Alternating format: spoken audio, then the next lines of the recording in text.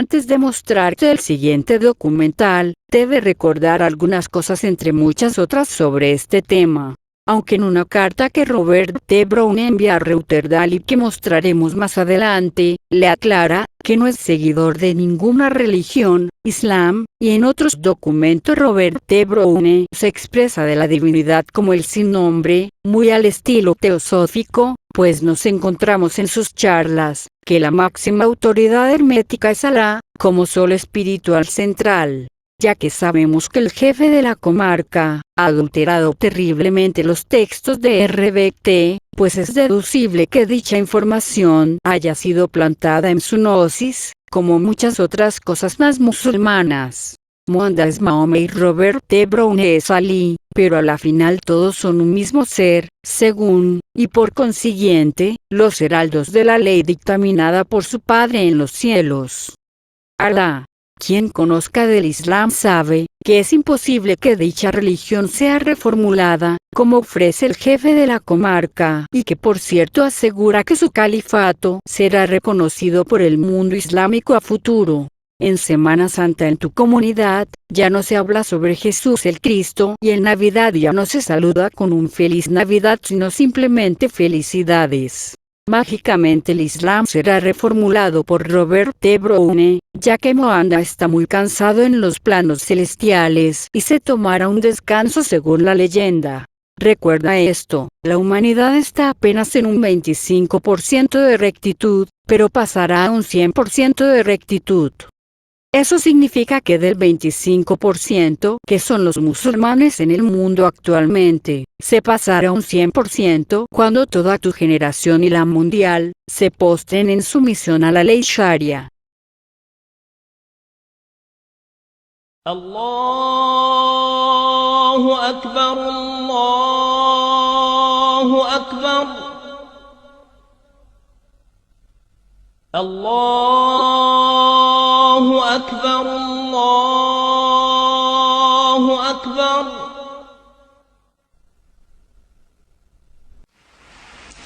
I wish to say finally, as I've said many times before, that this is not a war with Islam. It angers me, as it angers the vast majority of Muslims, to hear bin Laden and his associates described as Islamic terrorists. They are terrorists, pure and simple. Islam is a peaceful and tolerant religion, and the acts of these people are wholly contrary to the teachings of the Quran.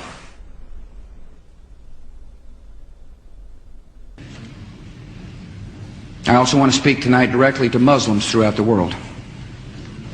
We respect your faith. It's practiced freely by many millions of Americans, and by millions more in countries that America counts as friends. Its teachings are good and peaceful, and those who commit evil in the name of Allah blaspheme the name of Allah. The terrorists...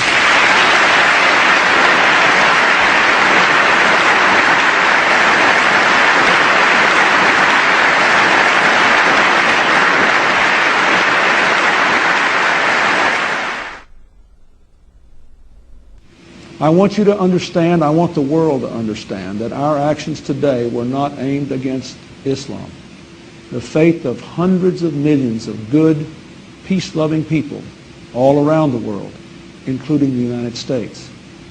No religion condones the murder of innocent men, women, and children. But our actions were aimed at fanatics and killers who wrap murder in the cloak of righteousness, and in so doing, profane the great religion in whose name they claim to act. My name is Ken Bailey from Liverpool, the Bolton district. I'm here in Iraq, and I think this is possibly my last chance to speak to somebody who will listen from Europe. I need you to be compassionate, as you've always said you were, and help me. I don't want to die now. حتى نراك طليقة مرتاحة وسنبقى نذبح الكفرة حتى نراك عدت إلى أمك وأبيك أو زوجك وبنيك والله أكبر والعزة لله. الله أكبر.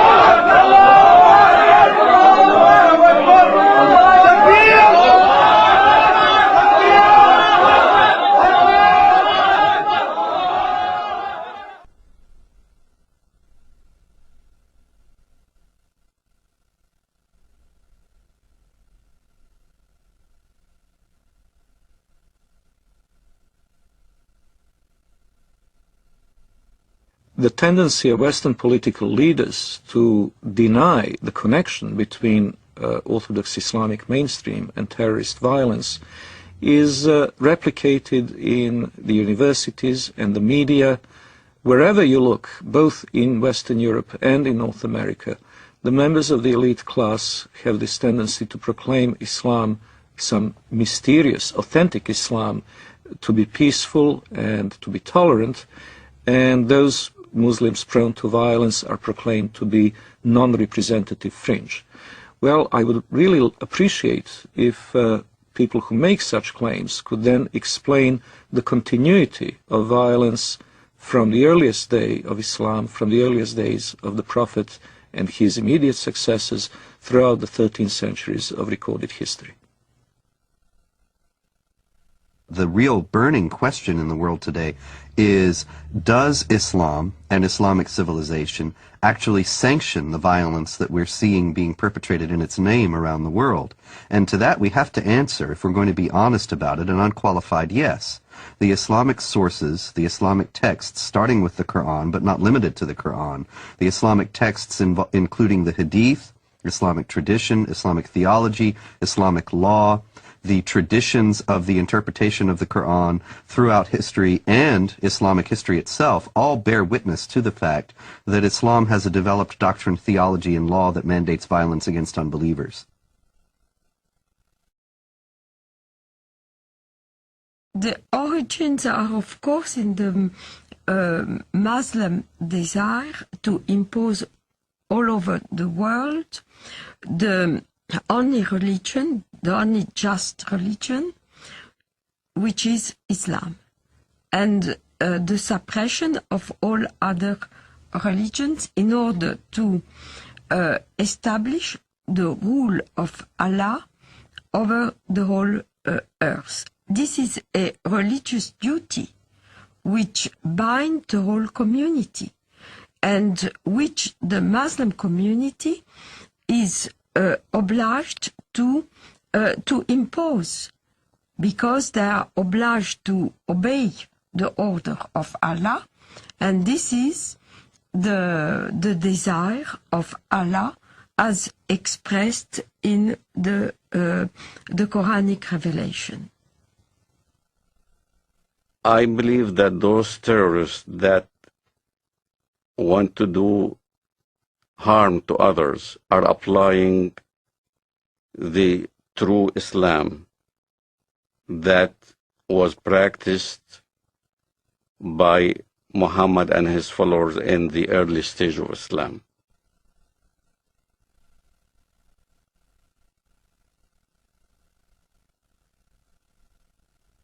In Islamic theology, the Prophet Muhammad is considered al-insan al-kamil, which is the perfect man.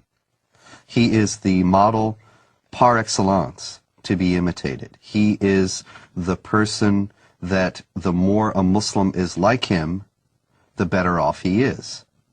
So the Prophet Muhammad is revered today in the Islamic world as the primary model of human behavior.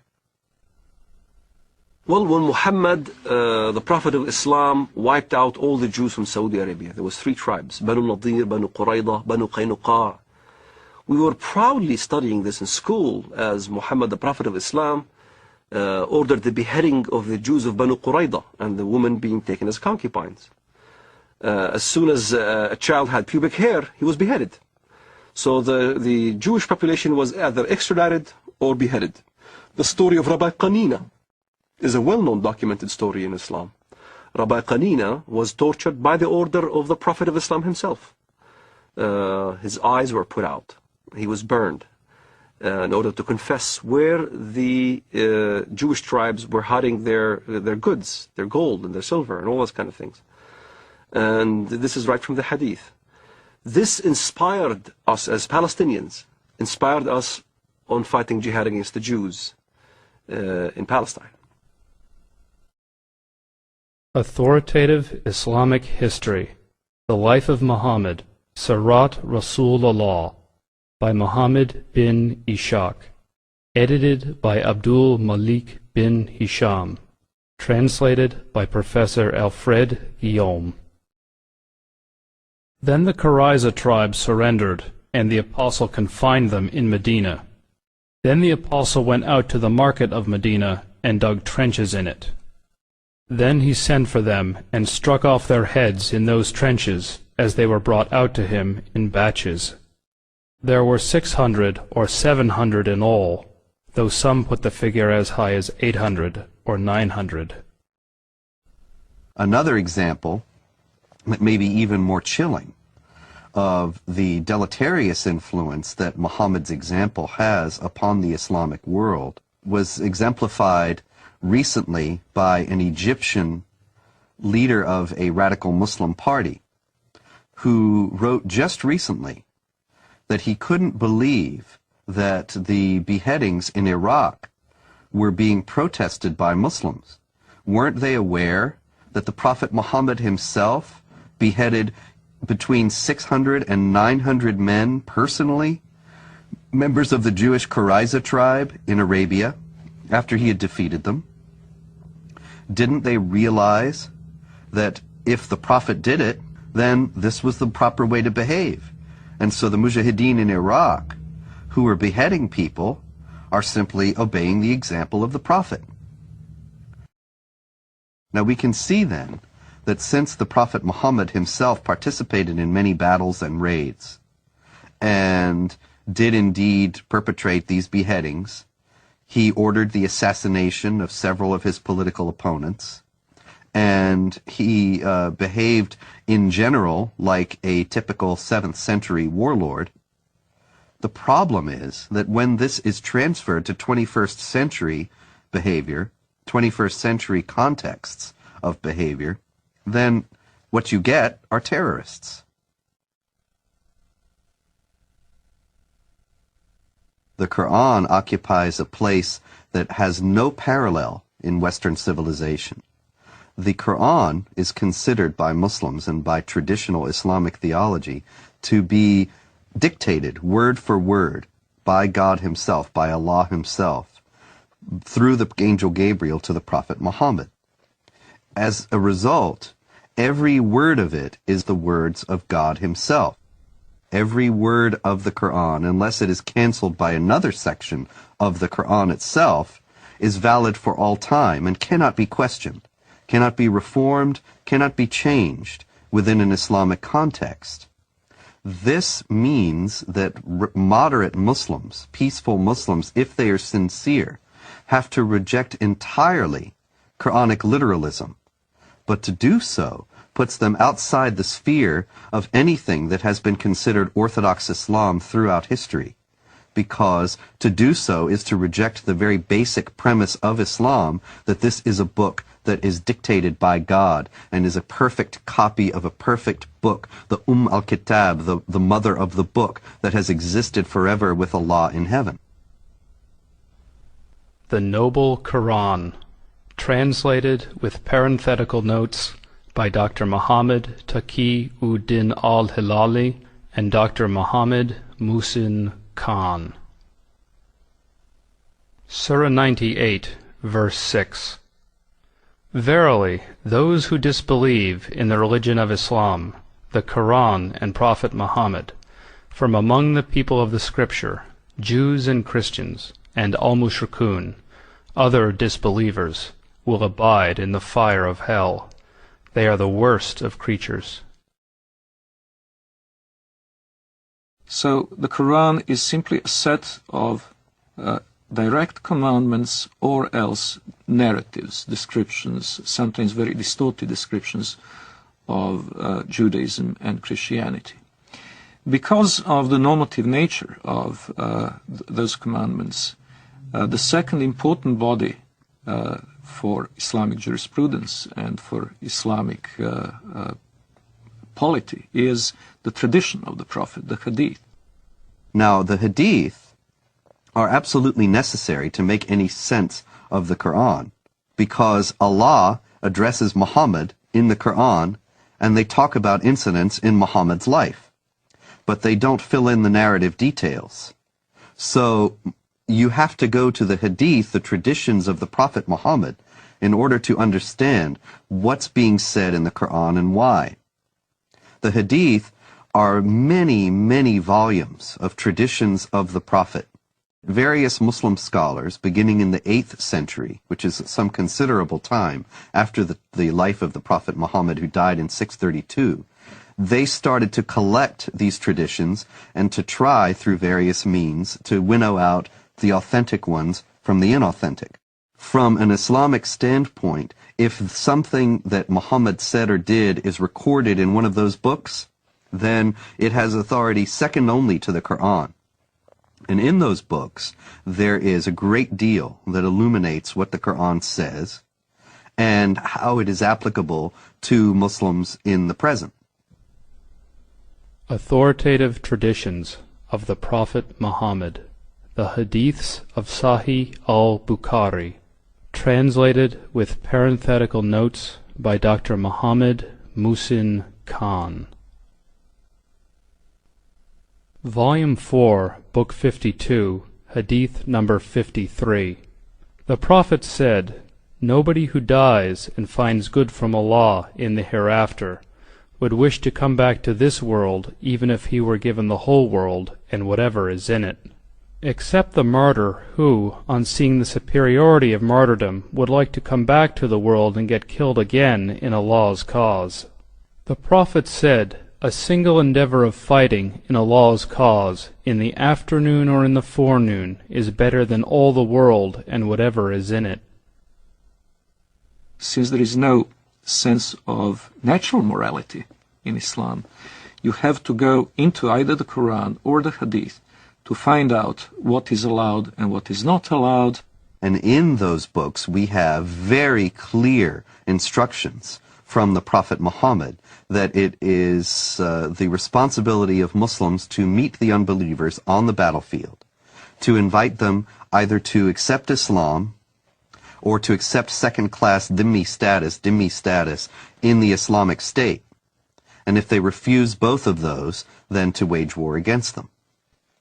Fight against those who believe not in Allah, nor in the last day, nor forbid that which has been forbidden by Allah and His Messenger. And fight against those who acknowledge not the religion of truth, Islam, among the people of the Scripture, Jews and Christians, until they pay the jizya, the poll tax, with willing submission, and feel themselves subdued. The Quran is broken down into two sections. One is called Makkiyah, which means what was inspired to Muhammad, the Prophet of Islam, in Mecca.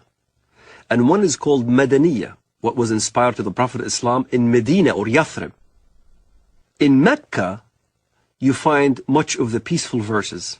Muhammad used to live with the Jewish community and the Christian community in peace and harmony. So there was many verses in the Quran that even the Muslims used to worship in the direction of prayer towards Jerusalem. They saw many elements of a unity between the Jewish and the Christian and the Muslim faith. There are indeed some verses in the Quran that could be called peaceful and tolerant. Notably the injunction against compulsion in religion. Those verses almost invariably date back to the beginnings of Muhammad's prophetic career in his native city of Mecca, where he was powerless, where he was only beginning to attract followers. Only few relatives and friends accepted the religion at that time, and he had many foes. So the revelations of that time were very peaceful. Well, it all changes with the establishment of Muhammad's theocratic statelet in the city of Medina. he becomes a warlord, he becomes the head of a totalitarian state, he becomes very rich, very powerful, and very intolerant. And then many of these early verses, in fact, get abrogated. In Surah 2, verse 106 of the Quran, it says, or Allah says, I should say, that if we abrogate, we being Allah, abrogate a verse, then we'll give you one that's better. Whatever a verse, revelation, do we abrogate or cause to be forgotten, we bring a better one or similar to it. Know you not that Allah is able to do all things? This is the basis, the foundation of the Quranic doctrine of nasikh, which is abrogation. And it is the idea that when there are verses that are contradictory or appear to be contradictory in the Quran, the one that is revealed later chronologically is better, as Allah has promised, and cancels the earlier one. Now the violence started. Now you had to weigh between peaceful verses and non-peaceful verses. So the edict was that these were made null and void. It is indeed a very curious concept for a non-Muslim to accept the notion that God may change his mind about a topic and may issue one injunction in AD 614 and then a very different one in AD 627.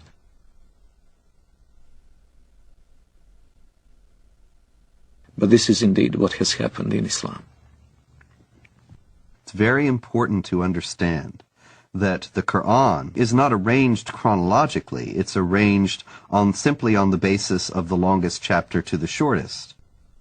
And so you will find in the book itself some of these more tolerant verses at a later point in the book. And the very intolerant ones advocating violence and subjugation of infidels. But that doesn't mean they came into being later on. Quite the contrary. If there is ever a contradiction between two injunctions, the ones that came later on in Medina are the ones that retain their validity, and the early ones from Mecca have been abrogated. The peaceful verses became mansukha, means made null and void, with verses like the verses of the sword. Traditional Islamic theology has it that the 9th chapter of the Quran, Surah 9, is the last revealed in the career of the Prophet.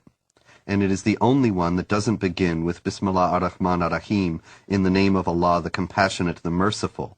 Some have said that that's because there's no compassion or mercy in this particular chapter, and that it is the Quran's last word on jihad, and in particular on how Muslims should behave toward unbelievers. In it is the celebrated verse of the sword. What does the verse of the sword say? It's very clear. That when the forbidden months are over, kill the people of the book wherever you find them. Lay siege for them. Lay wait for them. Lay ambush for them. Kill them wherever you find them. In fact, I converted to Christianity. Muhammad clearly stated that in the ends of days, there will be many who defect from the faith. Kill them when you see them, wherever you find them. So, this is the question that the West needs to understand. What part of kill don't they understand?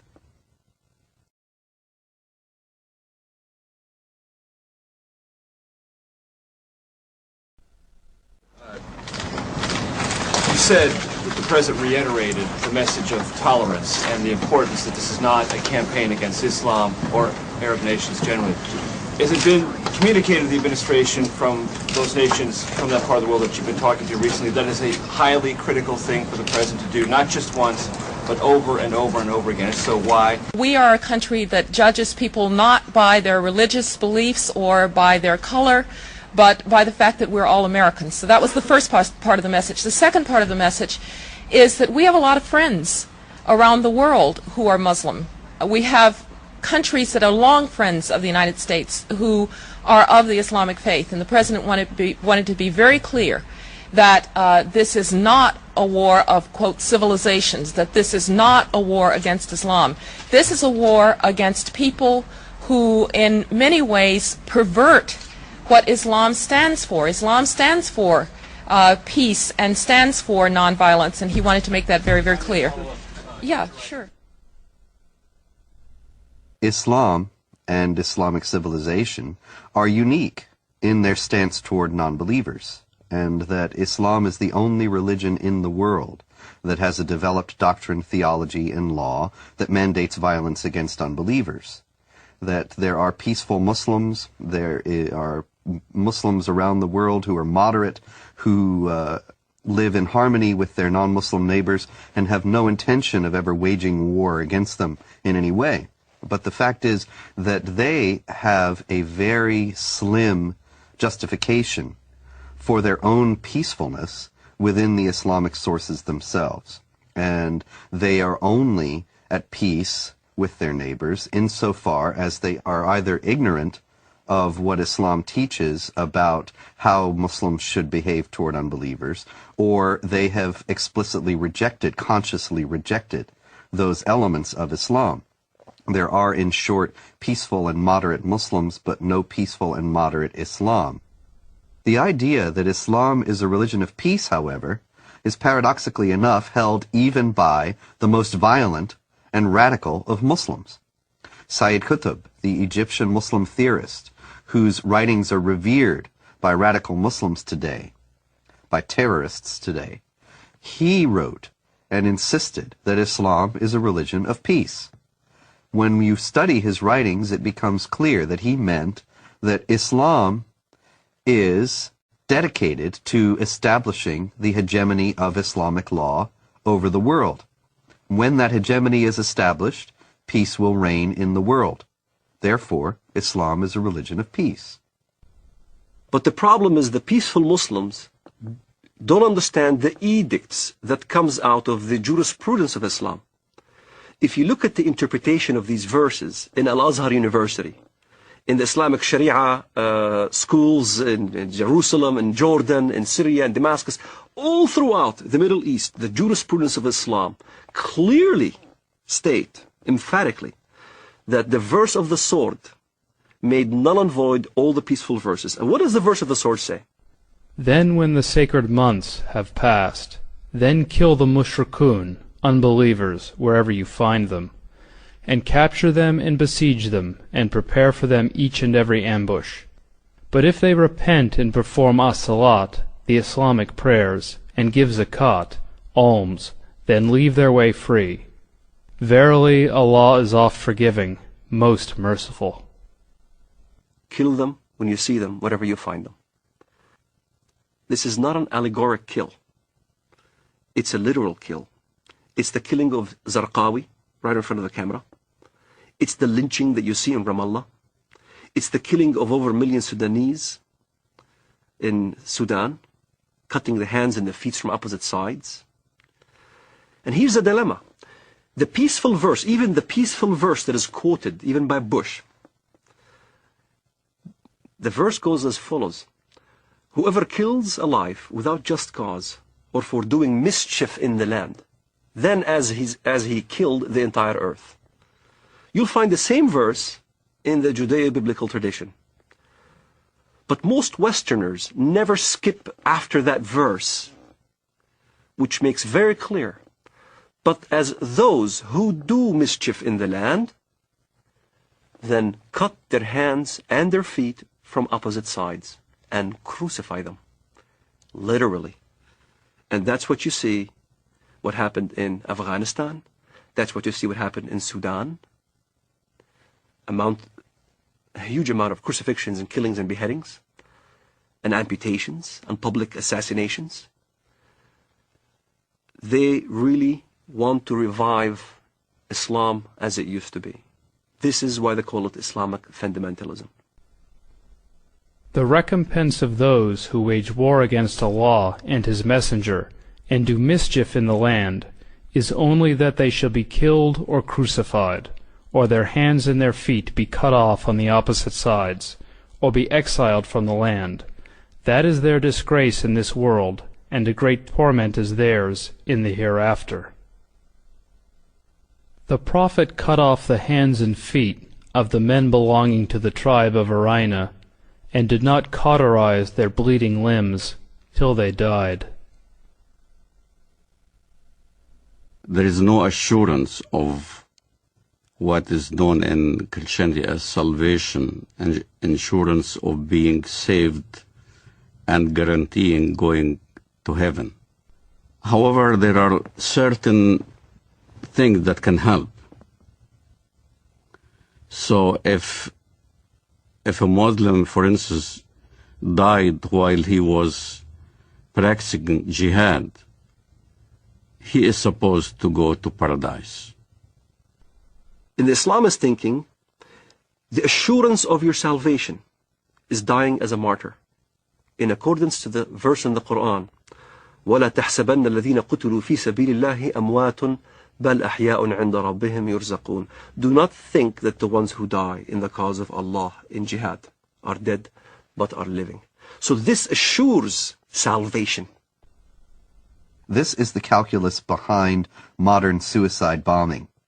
Many people will say, modern Muslim advocates will say, that Islam forbids suicide, and this is plainly dishonest, because all the advocates, all the defenders of suicide bombing in the Islamic world start out by saying this is not suicide. This is, the intention of the person is not to kill himself, the intention of the person is to kill others, and that is sanctioned because it is Islamic jihad. And if in the process they are killed themselves, that's an unavoidable consequence of their actions, and they will be rewarded with the reward of martyrs in paradise. Quran is quite clear about the heavenly reward for a jihadist who falls fighting in the path of Allah. He will be granted instant access to paradise, and a Muslim paradise is an sensual one. It is full of houris, of black-eyed beauties that will await the martyr, and the gratification that follows is eminently unsuitable for family audience. The Quran contains no guarantee of paradise except for those who slay and are slain in the cause of Allah. Verily, Allah has purchased of the believers their lives and their properties, for the price that theirs shall be the paradise. They fight in Allah's cause, so they kill others, and are killed. Then rejoice in the bargain which you have concluded. That is the supreme success. In other words, the guarantee of paradise is for people who are killed while they are killing, to establish the hegemony of Allah, or Islamic law, in the world. Jihad in Islam can be spiritual or physical. The spiritual jihad is striving to be a better Muslim. But also there is a physical part of jihad that you cannot take it away from Islam. Jihad in Islam means struggle. That's what the literal meaning of the word, struggle. But what the West doesn't understand is that the hadith, the compilation of the traditions of the Prophet Muhammad of Islam, is almost about 100 hadiths regarding jihad. And if you look at every single one of them has the sword, war, or a military effort. And in the end of the expedition, jihad expedition, he said, now I resort to the jihad within, the jihad that is within the self-struggle. And as a matter of fact, I had this dialogue with an Islamist one time. He says, Walid, come on, tell the West that jihad means struggle. I said, yes, it does mean self-struggle. You're right. Jihad does mean self-struggle. But so does Mein Kampf. Mein Kampf means my struggle. In the same fashion, the Islamists look at jihad. It is a very dangerous element of the Islamic teaching, because this instant gratification through martyrdom is an attractive concept. And by the way, when the so-called martyr operation is carried out by Hamas, what is announced from the minarets of mosques is not the death of so-and-so who carried out the attack, but the wedding of so-and-so to the Houris. In other words, they immediately make the implication that far from having to cry over his disappearance, over the end of his physical life, his parents should be happy and celebrate and throw a party because their son is now being not only transported into heaven, but greeted there with these voluptuous beauties. Shaheed, the word shaheed means witness. To witness, to testify. To testify there is no God but Allah and Muhammad is his messenger. And you die as a shaheed for that cause. You're a witness. You're considered a witness, a martyr. And a martyr becomes glorified. Your family will glorify you after you die. To a Muslim fundamentalist living in the Middle East, I had to be initiated. I had to basically either kill my first Jew or destroy my first Zionist infrastructure. I had to prove, beyond shadow of a doubt, that I was worthy.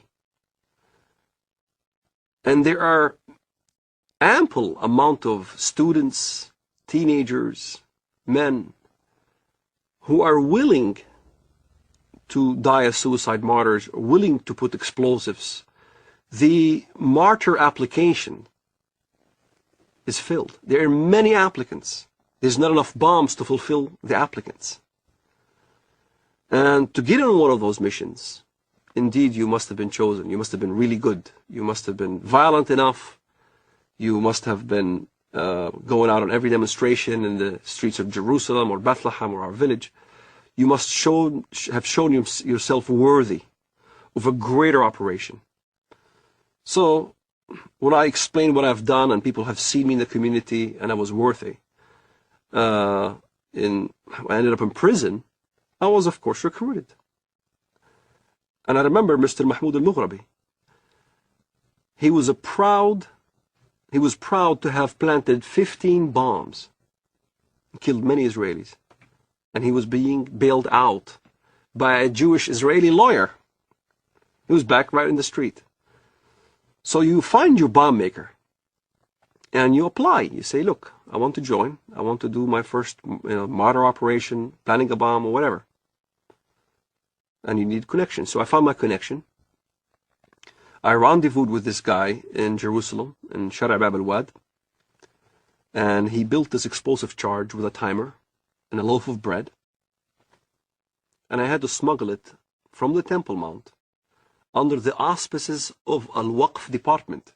Al-Waqf police is the Islamic police appointed by the government to watch over the holy sites. Them knowingly that I had explosive charges smuggled me so I can escape from the checkpoints. And there, I carried my explosive charge from Jerusalem to Bank Leumi Israel in Bethlehem. I was supposed to put the explosive charge at 6 p.m. exactly. I was supposed to have this explosive charge in my hands at 6 p.m. exactly. 5 to 6, I saw some Arab children running around, and I didn't want to kill any Arabs. So I decided to place the explosive charge on the roof. I tossed it on the roof. At 6 p.m. it went off, and there was this big explosion. I looked behind me, I see this thick black smoke coming out of the building. And I started running. That's the moment I first got a glimpse of the reality of killing. I thought people have died. And I remember I didn't sleep for 3 days, constantly worried that I've killed somebody. Even terrorists have a reality check that you kill or you're about to die. You can sense it. This is why in Israel, the nature of finding out a terrorist suicide bomber is to look at their eyes.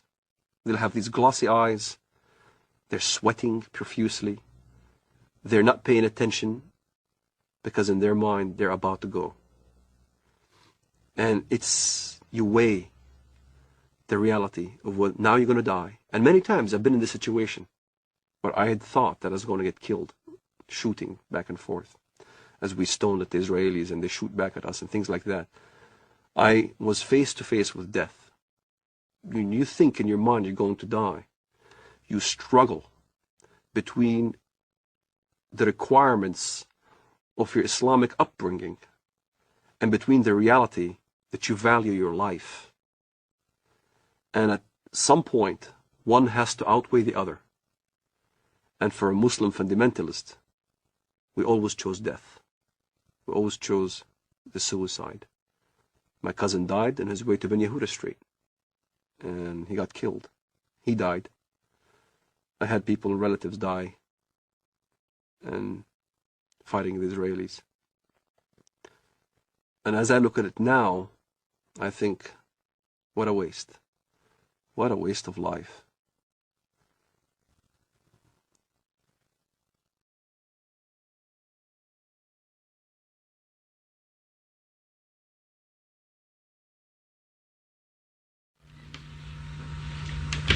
Okay, and then we say goodbye and shake hands. Okay? Are you ready, John? Okay, I'm running. I'm running too. So in other words, you want to change. In other words, who gives you the right to change or topple a government in another country? It shouldn't be us that puts together the new government. It should be the people of Afghanistan, inside Afghanistan and those that have had to flee from Afghanistan. And I think that's the right way to do it.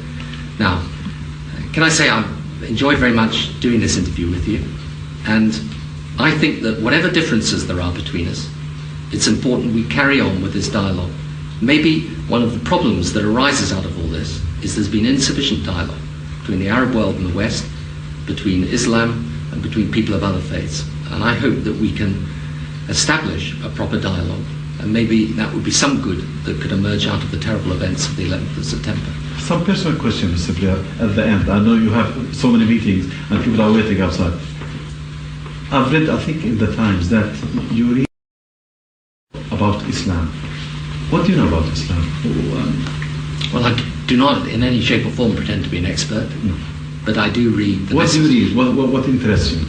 I read the message of the Quran insofar as it can be translated, and I read about Islam, and I enjoy doing that. And I think there's, I've learned things about the Quran that I never knew before, and I think a lot of Christians would be interested. That's one of the reasons I say to you, it would be good if out of this we had some more dialogue and some more faith. And the reason I have to leave you now is because I'm going to meet some religious leaders, both Muslim and Christian and Jewish, upstairs, in order to discuss with them how we can bring the faiths closer together. So, shukran lal jazeera. Shukran, Mr. Blair. What did you say in Arabic? Shukran lal jazeera. Shukran jazeera. Thank you very much. Islam understands its earthly mission to be to extend the law of Allah over the world by force. Now, this is distinct from extending the religion by force. Muslims often indignantly deny that Islam was spread by the sword, as the old expression goes, and that anybody is ever forced to convert to Islam. Now, of course, forced conversions are a constant hallmark of Islamic history, but they are technically forbidden by Islamic law.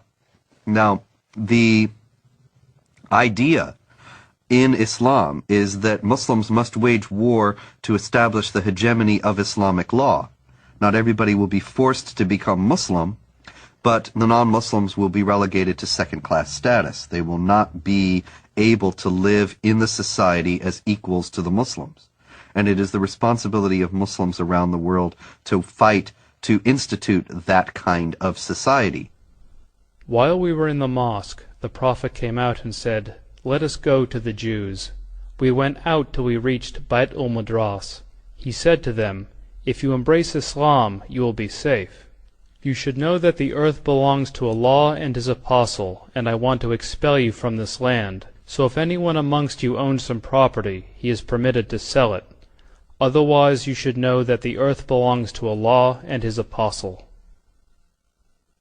The Muslims see the extension of jihad as a war liberating the infidels from their infidelity and a privilege for them to enter in the religion of Islam.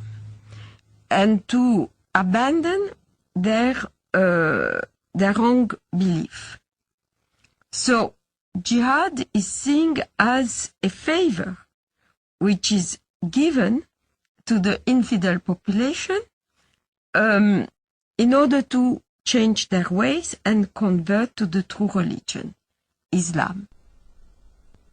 It is not for a prophet that he should have prisoners of war and free them with ransom, until he had made a great slaughter among his enemies in the land. You desire the good of this world, the money of ransom for freeing the captives, but Allah desires for you the hereafter, and Allah is Almighty, All-Wise. In the Muslim thinking, in the Muslim Sharia, the way the world is depicted is in two houses. It's called Dar al-Islam or Dar al-Harb, the house of Islam or the house of war. So the whole world is under these two houses. If you're not a Muslim, you're under the house of war. Yet in the West, the apologists, Islamic apologists would say, no, that's not accurate. It is the house of peace and the house of Islam. And in fact, that's not accurate. If you look at the hadith and if you look at what comes from the highest jurisprudence in the Middle East, that's what is being taught. يعني أنا لدي طفل من الآن أعده للشهادة إما شهادتي أنا أو هو فأقول له أن الله عز وجل قد جعل هنالك جنة واسعة فيها ما لا عين رأت ولا أذن سمعت ولا خطر على قلب بشر. هو بيسألني يعني إذا أنا عملت عملية وفجرت نفسي هل إلي يعني ربنا عز وجل بيعطيني اللي بدي إياه، بيعطيني سيارات، بيعطيني بارودة أطخ فيها، بيعطيني ألعاب. قلت له كل ما تطلب. وهل هذا حصل؟ شيء تطلبه هذا فعلا حصل. وهل حصل بينك وبين ابنك يعني؟ هذا فعلا حصل. نعرف حقيقة لو نمسك الميكروفون مع بعض ودنا نعرف ما هي الإجابة الصحيحة لهذا الطفل عندما يسأل أين أبي أو أين أمي وقد قام كلاهما أو أحدهما في عملية استشهادية. والله الإجابة باختصار لما استشهد سعيد ما حكينا إن هذا شهيد. نعم. ولا تحسبن الذين قتلوا في سبيل الله أمواتا بل أحياء عند ربهم يرزقون. نعم. وسكتنا الأولاد ولما أذب التلفزيون أظن أبو ظبي أو غيره قلنا لهم إحنا مستعدين نقدم أولادنا الأربعة. نعم. فطلع هذا الصغير قال وأنا ليش لا. وأنا أتمنى أن أكون شهيدا في سبيل الله وأن أقتل عددا من اليهود والكفار الذين أشركوا بالله ورسوله واتبعوا دينا غير لم يشرعه الله ولم يذكر في القرآن الكريم. نعم. وأنا عمري 12 سنة. ما شاء الله. وأحفظ القرآن الكريم. ما شاء الله. الله يحفظك ويجعلك مجاهد إن شاء الله في سبيل الله. Now, the infidel population are seeing this war as a genocidal war, since as it is described in the Muslim historians of jihad, as well as extremely numerous Christian sources, this war was conducted as in great ferocity. Whole cities were given up to massacres. Entire populations were deported in slavery or massacred. The companion of the Prophet and the second Caliph, Umar, sent the Muslims to the great countries to fight the pagans. When we reached the land of the enemy, the representative of Khosrau, Persia, came out with 40,000 warriors. And an interpreter got up saying, "Let one of you talk to me." Al-Mughira replied, "Our Prophet, the Messenger of our Lord, has ordered us to fight you till you worship Allah alone or give jizya, tribute." And our prophet has informed us that our Lord says, "Whoever amongst us is killed, martyred, shall go to paradise to lead such a luxurious life as he has never seen, and whoever amongst us remains alive shall become your master." There have been, in fact, two big waves of jihad. The Arab waves, which started in the 7th century, and in the course of 1 century only, has Islamized a huge territory, mainly Christian territory, from Portugal till Armenia.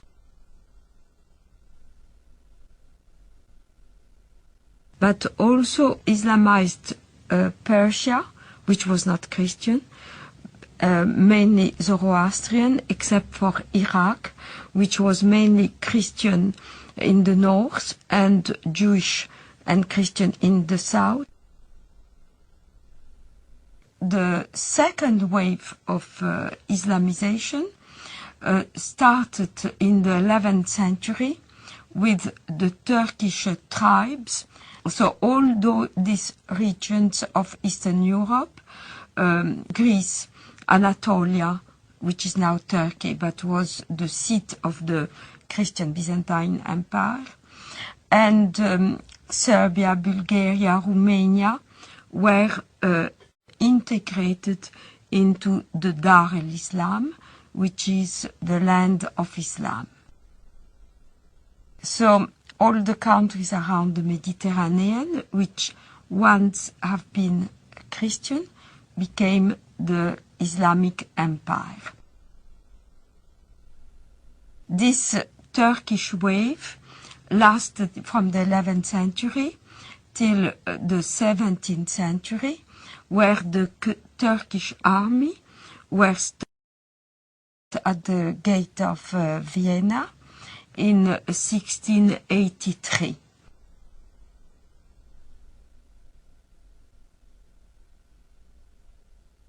The Crusades are not understood in Muslim world today very differently to the way they are understood in the Western academia and in the discourse of the Western elite class. Both talk of the Crusades as an aggressive war of conquest by Christian Europe against peaceful, innocent Muslims. One may ask, however, what were those Muslims doing in the Holy Land in the first place? Well, what happened is that Muhammad and his successors waged a series of wars of conquest, and in one such onslaught, in the 4th decade of the 7th century, the Holy Land, Palestine, Israel, was conquered by Muslims. And so when Seljuk Turks started interfering with the ability of Christian pilgrims to go to the Holy Land, to go to Jerusalem, and when their physical safety was no longer guaranteed, the Western Christians acted not only as reconquerors of a land that had been once theirs, they also acted as, quite rightly one might say, protectors of their holy places. Now, a defensive war in the case of the Muslims is even a war of conquest, because they're obligated to spread Islam. But a land which had once been Muslim, in particular, must be reconquered, and the jihad is the rightful name of that war of reconquest. So they could never accept the Crusader states in Antiochia and Jerusalem, because they were Dar ul-Harb reinstated into Dar ul-Islam. And this is a contemporary aspect of the Israeli-Palestinian conflict, of which many Westerners are not fully aware. Exactly the same psychology that prompted Saladin and others to fight the Crusaders is now motivating Hamas. In both cases, it is not only a matter of the nationalistic desire of Arabs to expel European or Jewish settlers, it is also the Quranic obligation of all good Muslims to make sure that the land once ruled by Muslims will be reverted to their rule. From the British historian Hilaire Belloc's The Great Heresies, 1938. It has always seemed to me possible, and even probable, that there would be a resurrection of Islam, and that our sons or our grandsons would see the renewal of that tremendous struggle between the Christian culture and what has been for more than 1,000 years its greatest opponent. The suggestion that Islam may re-arise sounds fantastic, but this is only because men are always powerfully affected by the immediate past. One might say that they are blinded by it. But not so very long ago, less than 100 years before the Declaration of Independence, Vienna was almost taken, and only saved by the Christian army under the command of the King of Poland, on a date that ought to be among the most famous in history. September 11th, 1683.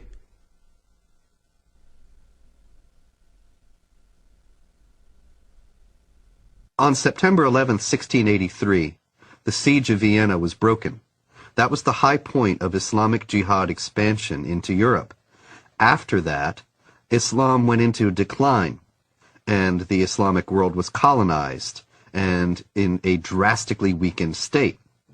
It seems very likely, almost certain as far as I'm concerned, that Osama bin Laden chose September 11th in 2001 to signal that the decline of the Islamic world was over, and that the jihadists were back, and were going to pick up where they left off in Vienna in 1683.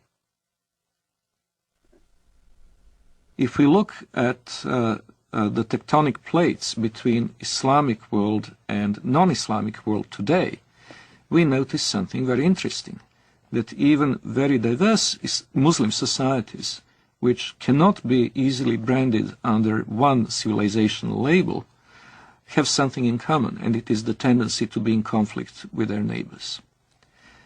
If we look at the extreme southeastern outreach of Islam, we see East Timor, where Indonesian Muslims slaughtered a third of the population of this former Portuguese colony, who are, by the way, Roman Catholics. In southern Philippines, we see an extremely violent Islamic rebellion, which has been simmering and becoming more or less violent for years. In Indonesia itself, we had religious conflict in the Spice Islands, where the beleaguered Christian minority is in danger of extinction. We have very active Islamic movements, both in Thailand and in China, in Xinjiang. In the Indian subcontinent, the history is tragic indeed. That's where the Holocaust, the Hindu Holocaust, took place in medieval times, a little-known episode in the history of Islam in the Western world, but the one that left a deep traumatic mark on the people of the region, and where the conflict is still latently present in the province of Kashmir. In Africa, there is the constant war in Sudan, which finally has gained some prominence in the Western decision-making circles, but which has been going on for 20 years. And it's impossible to estimate the number of lives it has claimed, but it certainly goes into many hundreds of thousands. There is the constant instability in Nigeria between the resurgent central and northern states, which are increasingly pressurizing the government in Lagos into accepting Sharia law as the law of the land in those provinces. And of course there is Mauritania, where Muslims constantly battle non-Muslim southerners. Then there is of course the Caucasus, Chechnya. And in Europe itself we have the conflict in the former Yugoslavia between the Bosnian Muslims and Serbs and Croats respectively, and the conflict between the Albanians and the Serbs, Albanians and Macedonians, and quite possibly before too long Albanians and Greeks. So if we eliminate these conflicts, if we eliminate from the equation Chechnya, the Balkans, Sudan, the world is a pretty peaceful place.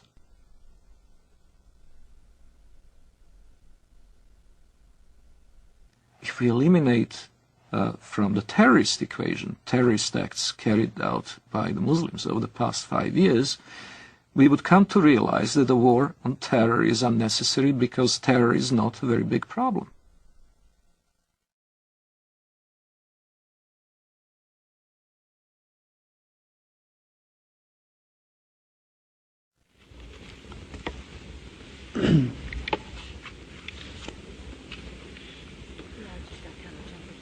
Madam President. Senator from Nevada. I've been on the floor before speaking about Islam and what a great religion it is. I've said before, and I repeat, that my wife's primary physicians are two members of the Islamic faith, her internist and the person that has performed surgery on her.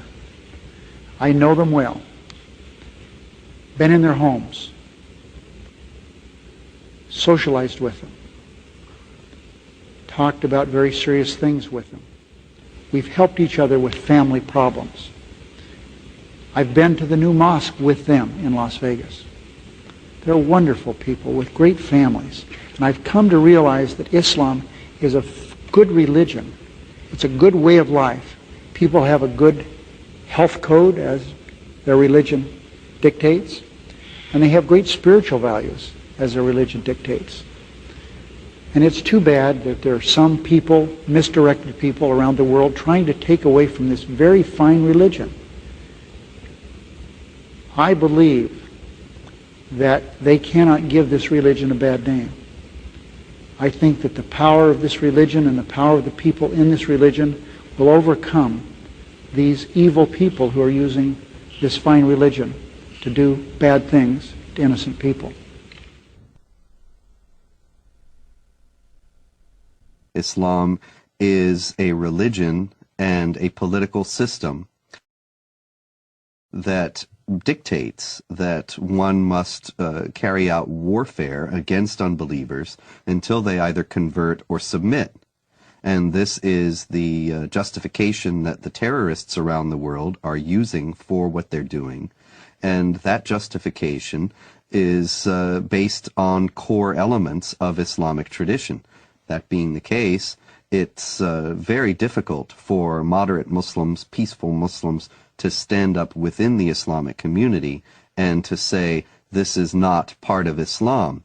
They only do so out of conscious deception, intending to mislead Westerners in accord with the Islamic doctrine of taqiyya or religious deception, or they do so on the basis of simply being unaware of what Islam actually teaches.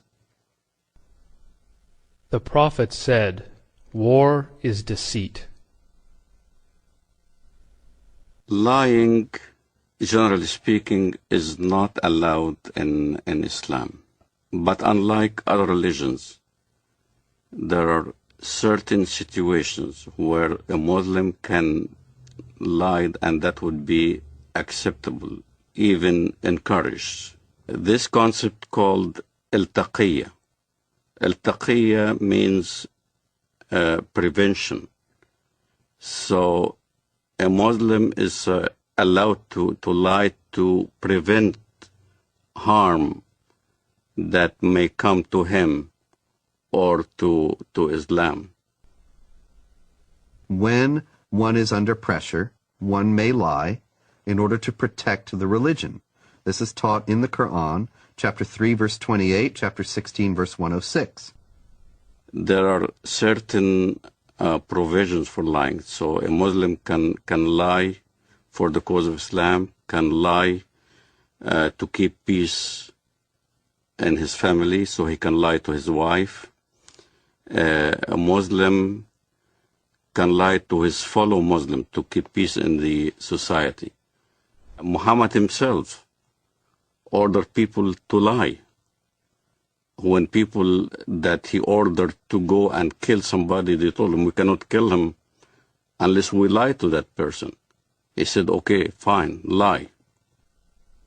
The apostle said, "Who will rid me of Ibn al-Ashraf?" Muhammad bin Maslama, brother of the Bani Abdul Ashal, said, "I will deal with him for you, O apostle of God. I will kill him. The apostle said, Do so if you can. He said, O apostle of God, we shall have to tell lies. The apostle answered, Say what you like, for you are free in the matter.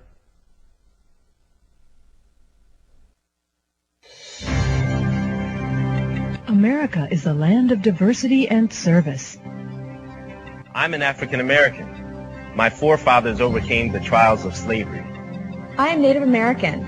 I am a journalist, wife, and mother. I'm of European heritage. One of my ancestors was a member of the Continental Congress. I'm Hispanic American. I've been a Girl Scout since I was 6 years old, and now I'm a troop leader. I served in our nation's armed forces, as have many of my relatives. My father served 2 tours of duty in Vietnam. Another fought for freedom at Gettysburg. 2 of my uncles fought for our country in the Korean War. And I am an American Muslim. And I am an American Muslim. And I am an American Muslim. I am an American Muslim. Muslims are part of the fabric of this great country and are working to build a better America. The spokesmen for Islam in the Western world know how to play the game.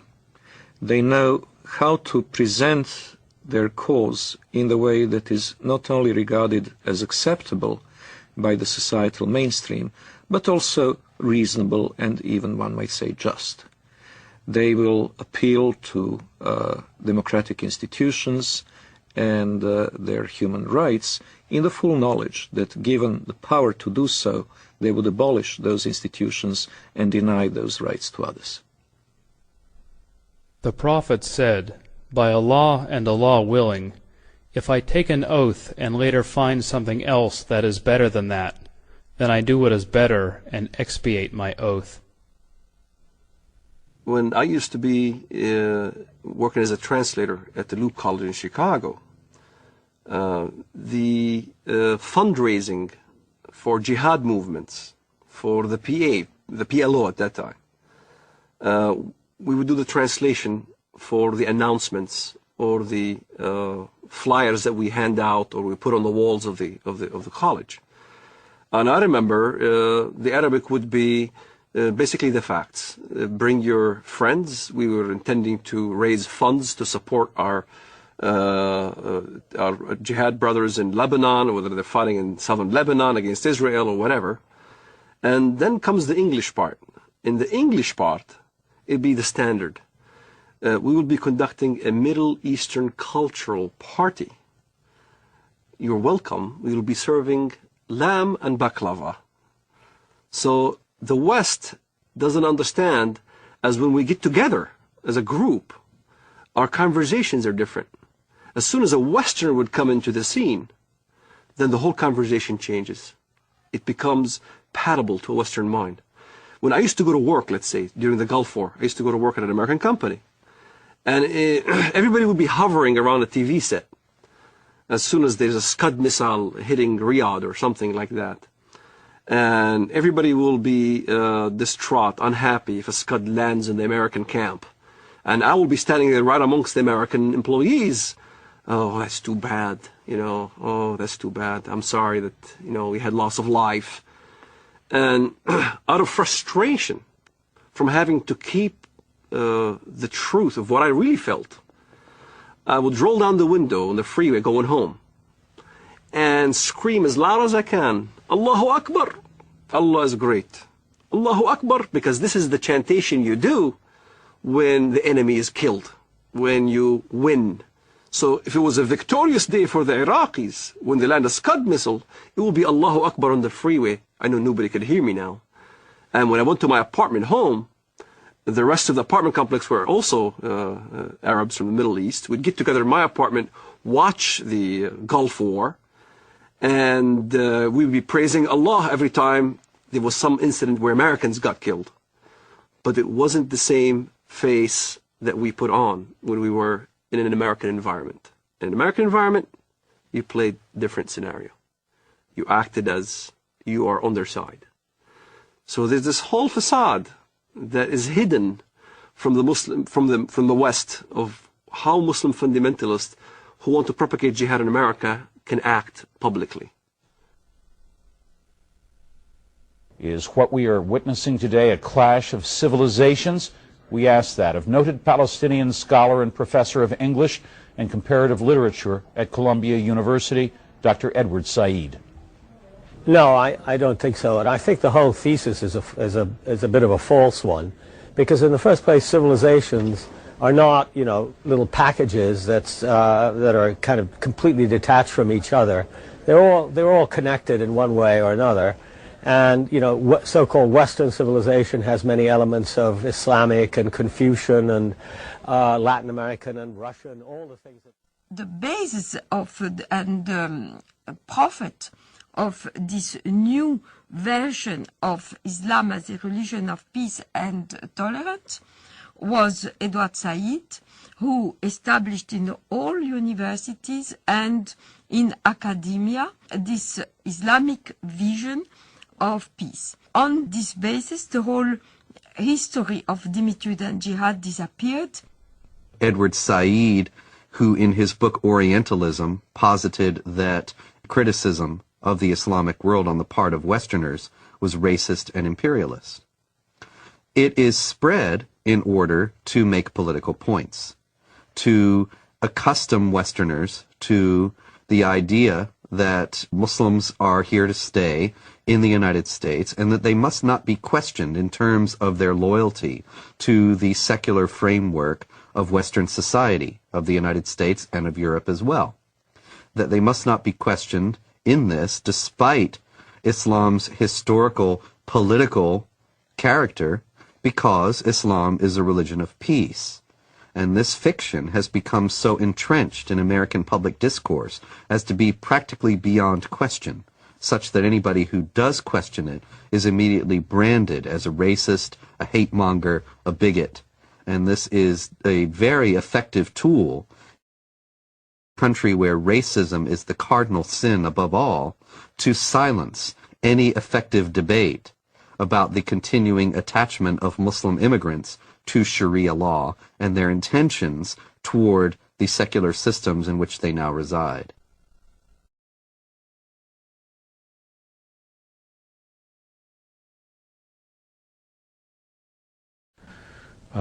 Is that this is not a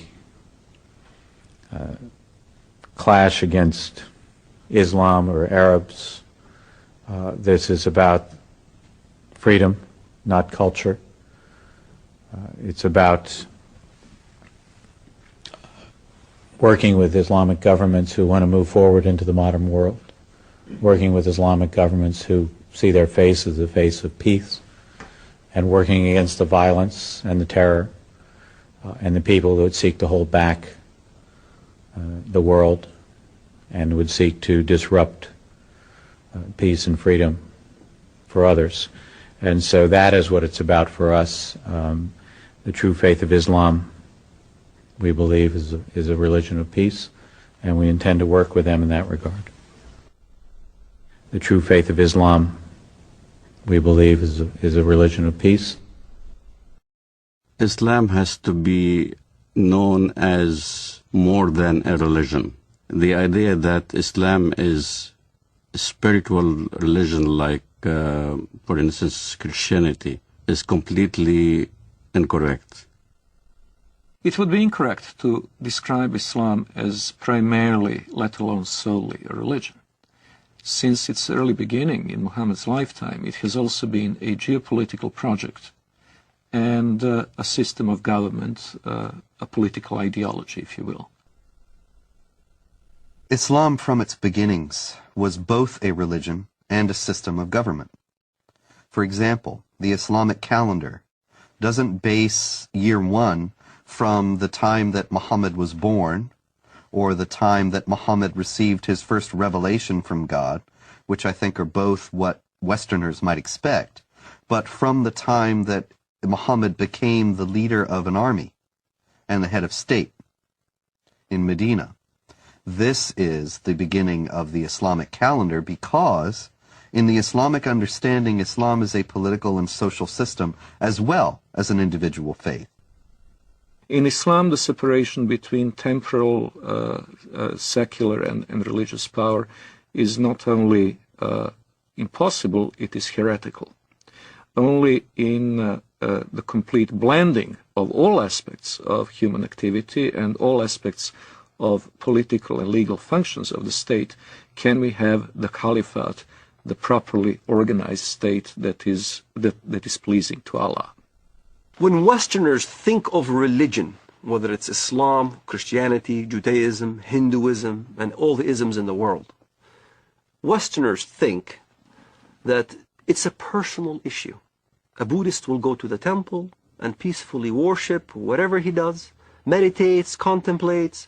A Jew goes to a synagogue and does his mitzvot, his good deeds. A Muslim goes to the mosque, pays zakat, alms, or go to the pilgrim al-Hajj in Mecca, or a Christian goes to church on Sunday. They think it's a personal issue, that religion is a personal issue. So when they look at Islam, they compare Islam with the way they understand religions. And that's the first mistake. Islam is not a religion for personal use. Islam is Sharia law. Islam is a form of government to the world first, then to a personal application. It is not just how you pray or whether you pray towards Mecca. It's how you dress. You dress in Arab culture. You speak Arabic. You can't go to heaven unless you pray in Arabic. You can't read the Quran in English and expect to get good deeds to go to heaven. You read the Quran in Arabic. It becomes an imperialistic system that everybody now must speak Arabic, think Arabic, practice the religion in Arabic. It's a form of law, not just in how you eat, but how you get married, how you deal with your government, how you deal with your military, how you deal with the youth, how you deal with women. Every aspect of your life becomes Islam. Everything is Islam. The Jews brought to the prophet a man and a woman from amongst them who had committed adultery. The prophet ordered both of them to be stoned to death near the place of offering the funeral prayers beside the mosque. The prophet wrote the marriage contract with Aisha while she was 6 years old, and consummated his marriage with her while she was 9 years old, and she remained with him for 9 years, till his death. In no way is Islamic Sharia, Islamic government, compatible with Western understandings of human rights and freedom of conscience. Traditional Islam forbids conversion from Islam, forbids anyone to leave Islam. There's no way out.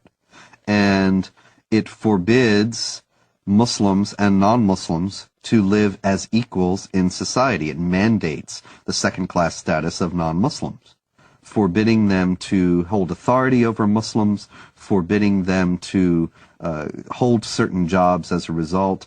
It even mandated in history that houses of worship of Jews and Christians were neither to be built or repaired, making the communities relegated to a perpetual state of decline. O you who believe, take not the Jews and the Christians as awliya, friends, protectors, helpers. They are but awliya to one another. And if any amongst you takes them as awliya, then surely he is one of them. It is not possible for a non-Muslim living in a Muslim society to invoke his civil rights and human rights that would be independent or separate from the Sharia concept. He is expected to submit to Sharia willingly, and if he accepts his dimitude, the position of a dhimmi, he will be a protected person. A protected person is someone who is in fact a willing subordinate to the Muslim overlords. We saluted the Prophet as he stood praying, and he came out to us, and we told him that we had killed God's enemy. He spat upon our comrades' wounds, and both he and we returned to our families. Our attack upon God's enemy cast terror among the Jews, and there was no Jew in Medina who did not fear for his life. The hadith very clearly says, the hadith, which is what Muhammad said, I have been ordered to fight until everyone says that there is no God but Allah, and Muhammad is the messenger of Allah. So, this is how Islam spread to North Africa. This is how Islam spread all the way to Indonesia. This is how Islam spread in the Middle East. Syria was not a Muslim country. Lebanon was not Muslim. Saudi Arabia even was a mixed multitude. All throughout the Middle East, that's how Islam spread. It was by the sword. This is why you don't see any synagogues in Saudi Arabia. You don't see any churches in Saudi Arabia. Christianity virtually is non-existent. Even in my village in Bethlehem, Muslims are taking over. There's only 20% left of the Christian population. In Lebanon, Christian Lebanese are moving by the droves. Hezbollah there is very active. Lebanon used to be a Christian nation. Now, all of a sudden, it's being Islamized. So, Islam is moving.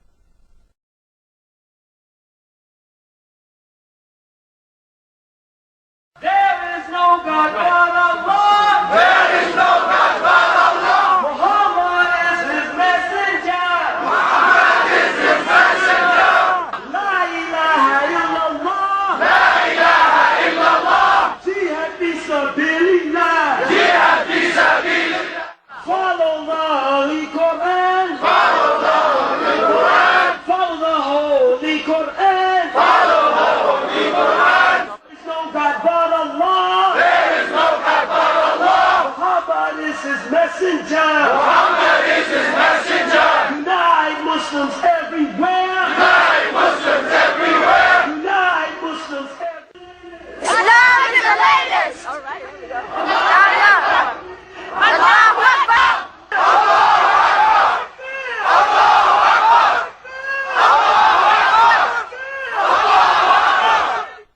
Muslims who come to the United States and come to Western Europe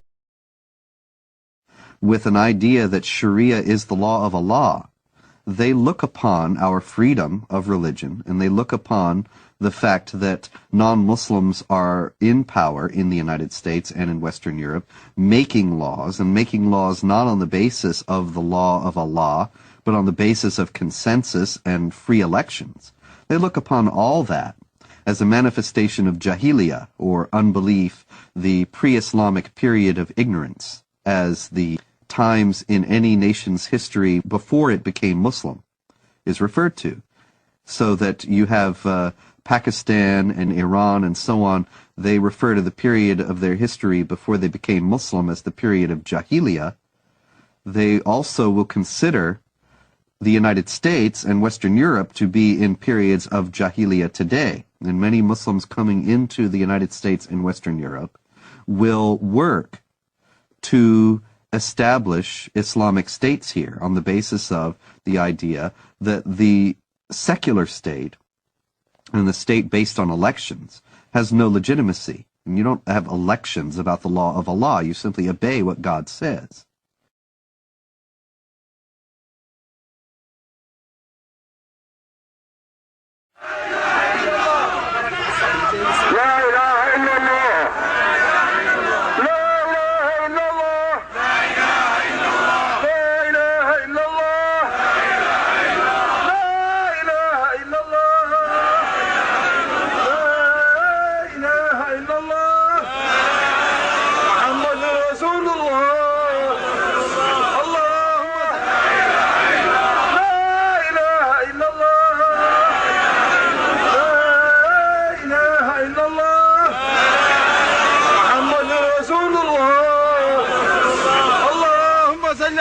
سيدنا محمد جهاد جهاد جهاد جهاد جهاد جهاد جهاد جهاد جهاد جهاد جهاد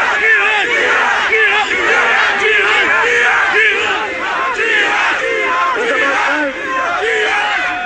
It's about time for the whole West to realize Islam is the truth. As a matter of time, Islam got to be implemented. And the giant of Islam and the giant of the Islamic State is going to rise up again. And it's going to be a fact. And and it's going to be a true fact in reality. Look, the Muslims in Egypt, they go for Islamic State. Look in Bilad al-Haramain, jihad for the sake to establish the Quran. Look in Iraq, look in Afghanistan, in Uzbekistan, in Pakistan, even in Europe, people calling La ilaha illallah, Muhammad Rasulullah.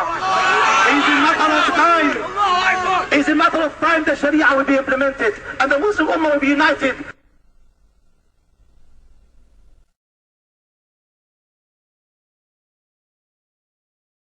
The most important thing that the West needs to know about Islam today is that it has a political character, and that it is not simply a religion, but it is a religion or a belief system that mandates warfare against unbelievers for the purpose of establishing a societal model that is absolutely incompatible with Western society.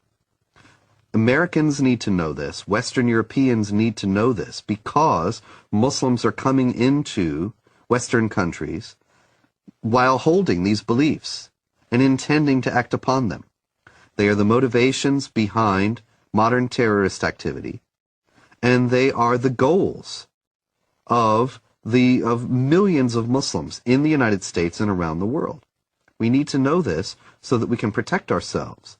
But unfortunately, because of political correctness and because of media and general government unwillingness to face the sources of Islamic terrorism, these things remain largely unknown.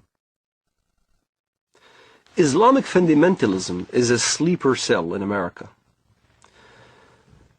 A good point, a good case in point, is the story of Saladin. Saladin is a great hero in Islam. Saladin was the one who defeated the Crusades. There was a treaty that's supposed to be happening between the Crusades and Saladin. And the story goes as follows. The Arab mediator came to Saladin and said, the Quran says that if they concede to peace, then concede to it. Which means that if the enemy wants peace, let's have peace. Which is a verse you can find directly in the Quran. And Saladin responded with a great answer when he stated to the guy, you are an Arab and I'm a Kurd. You should know the Quran better than I. Don't forget the Quran also says, why should we concede for peace when we have the upper hand? So you find both verses in the Quran. Peace, you concede to peace when you are the weaker party. This is why you hear the term Hudna. Hudna is a peace treaty, ceasefire. In Iraq, Sadr asked for Hudna because he knew he can't defeat the Americans. You have Hudnas all over when the enemy is stronger than you are. But as soon as you gain strength, then you don't concede for peace. This is why the face of Islamic fundamentalism in the West has a facade that Islam is a peaceful religion, because they are waiting to have more Islamic immigrants, they're waiting to increase in number, waiting to increase in political power, and once they do, then look out. You'll see the real face of Islamic fundamentalism here in America. سيارة مفخخة بقافلة أمريكية ويظهر الشريط أحد الأشخاص وهو يقوم بتفخيخ حافلة صغيرة بعدد من القذائف الصاروخية. قمنا بتفخيخ هذه السيارة لاعتراض رتل الأمريكي ونقسم بالله العظيم إن غايتنا هم جنود الكفر والاحتلال ولا نريد من وراء ذلك أن نؤذي مدنيا لأن دم المسلم أغلى ما يكون عندنا.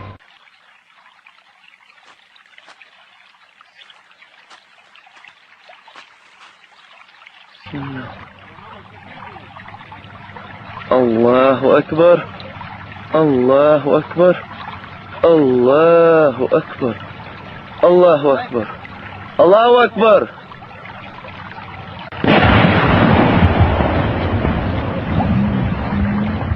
الله أكبر الله أكبر. It's unfortunate, but there is no negotiating with the jihadists. There is no striking a deal with them. Islamic law is very clear on that, and here once again is an example. We need to take Islam seriously. Islamic law does not allow for treaties.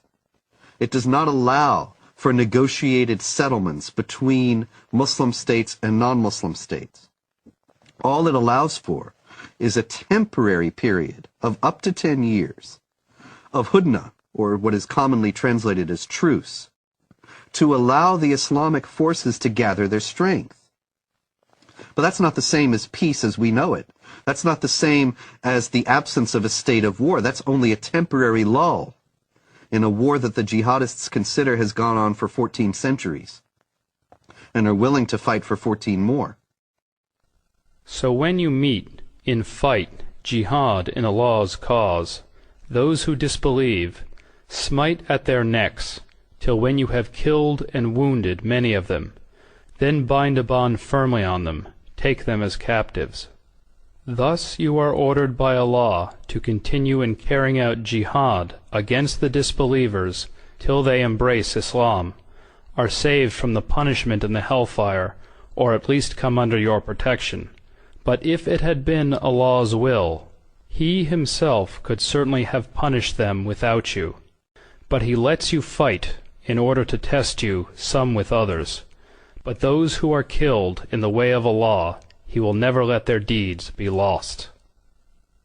In Islamic thinking, the world is divided into the House of Islam, where Islamic polity has been established, where Allah rules supreme, and the House of War, which is the rest of the world.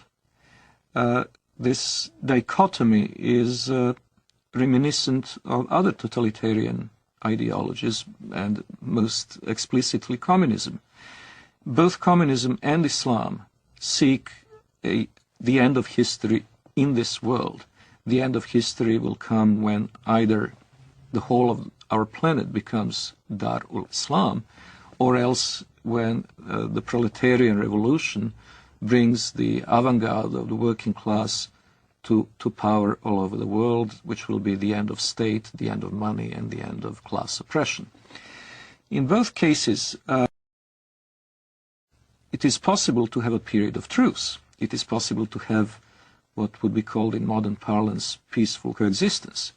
But that peaceful coexistence is a tactical ploy and not a permanent solution. Allah's apostle said, I have been ordered to fight with the people till they say, none has the right to be worshipped but Allah. If we consider that if only we changed our policies toward Israel, and if only we changed our policies toward Iraq, or changed our policies toward something else, if only we hadn't taken out the Mossadegh regime in Iran in 1953, and other things people have said to me, these ideas are ridiculous. They're based on a fundamental misunderstanding of the motives and goals of the jihadists. This is not a conflict that was created with the creation of the State of Israel, or a conflict that was created when American armies went into Iraq. The global jihad has gone on without interruption, without significant interruption, since the 7th century. And it only declined in force and activity at periods when the Islamic world was too weak to prosecute it. The question now that we have to ask ourselves is, do we want to preserve our Judeo-Christian values and our own civilization, or do we choose to go toward a dimitude, an enlarged dimitude in Europe, which will engulf the whole of Europe? Maybe not America, but America will be isolated because it will have to deal in geopolitics with the Islamized demi-Europe. And these are problems that have to be taken into consideration by Europeans themselves in choosing their identity and their future, freedom or dimitude, and by Americans also. In order to defend itself against the onslaught of global jihad, which is coming in the century ahead, I have no doubt of that, the West would need to redefine itself and to say what exactly is the geographic and cultural space to be defended and in the name of what. defending it in the name of a tepid, lukewarm ideology of multiculturalism is impossible. Multiculturalism and postmodern liberalism are not worthy dying for. They are not something that can inspire people to do what their ancestors had done at Poitiers and at the walls of Vienna in 1683. What global jihad has on its side is simple-minded commitment of millions of people to not only spread the faith, but also better themselves at the expense of the infidel, in the first instance through immigration, and later on, if necessary, by other means. What the West needs to understand about Islam is that Islam has the potential of replacing the dangers that we just kind of did away with, Nazism and communism. Like Nazism and like communism, Islamism, the end justifies the means. There is no respect for national borders, and the whole ideology is to promote their way of thinking and promote their way of life throughout the entire world. That's what's being taught in the Middle East. That's what's being coming out from all the jurisprudence in Al-Azhar, in Saudi Arabia, and all throughout the Muslim world, is that Islam will conquer and will continue to conquer until it triumphs, until everybody in the world says there is no God but Allah and Muhammad is his prophet. أنصحكم لله يا أمريكا ويا بريطانيا ويا أنتم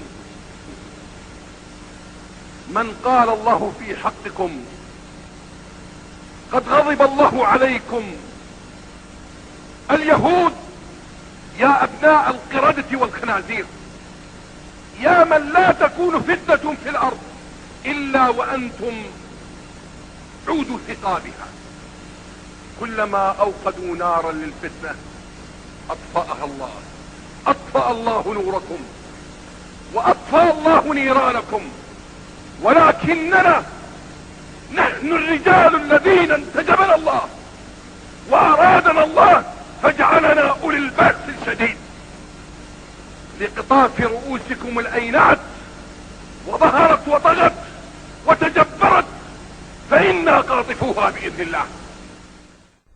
The peculiarity of Islam has to be faced, and it has to be faced frankly and openly.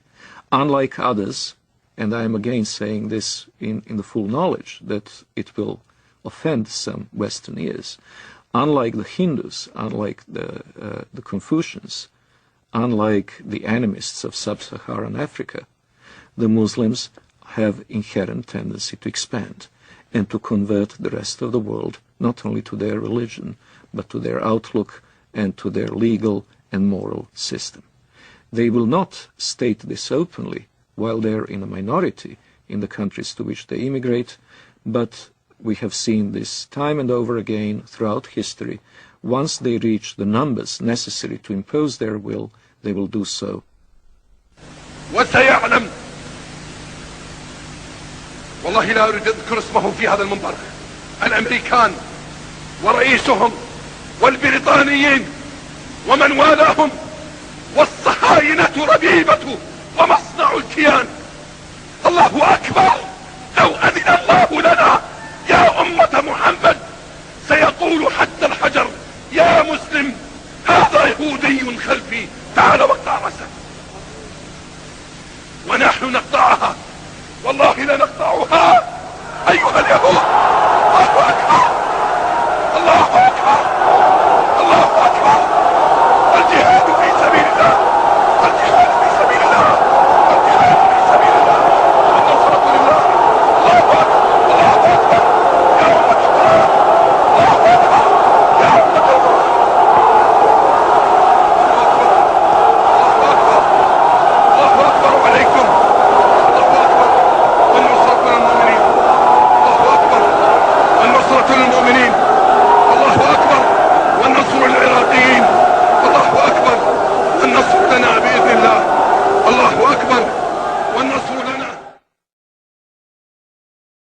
miracles do happen.